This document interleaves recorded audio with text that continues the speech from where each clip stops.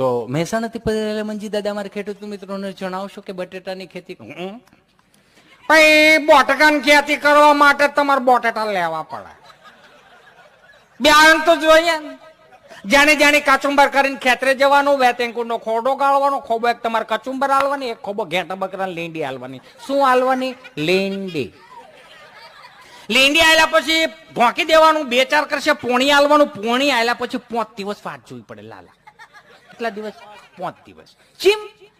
ચીમકા ઘેટા બકરા લીંડી બાટેકાન કચુંબર બંને નક્કી કરતા હોય ને કે આપણે ઉજરી જવું કે ગુજરી જવું. દેશી વીજું નવું લાવ્યા છે.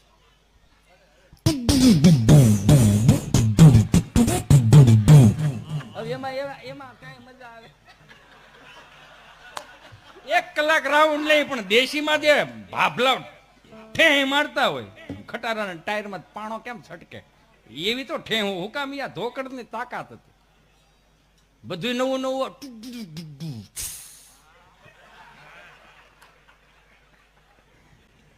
અમુક અમુક તો ઓલા ઇંગ્લિશ ફિલ્મના અમુક ગીત વગાડતા હોય ને, આપણને મૂળ હળ હુજે નહીં, પણ એના મ્યુઝિક સાંભળીએ ને આપણા દેશી કૂતરા હેરો હેર ભહે.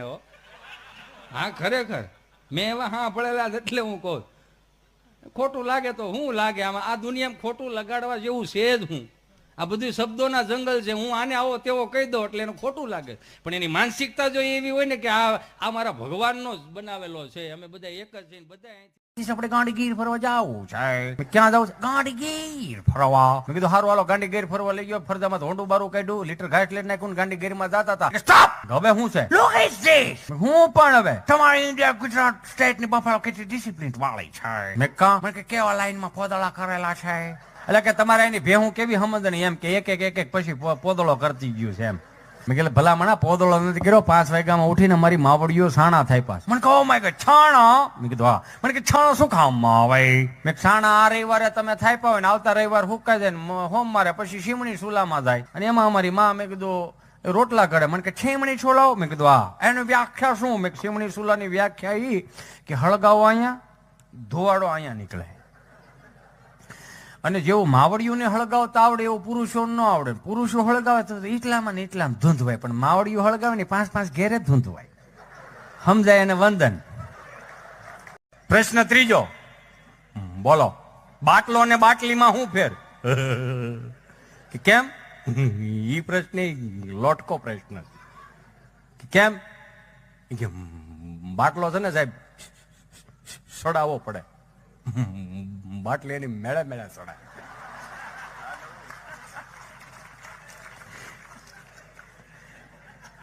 આ વડીલો વાળું ટાણે આમ 7 વાગે ફોન કરે એના છોકરાઓને, દીકરાઓને, દીકરીઓને, બહુ ભાખરી બનાવતા હોય, રોટલી બનાવતા, છોકરા ફોન ઉપાડવા બેડે.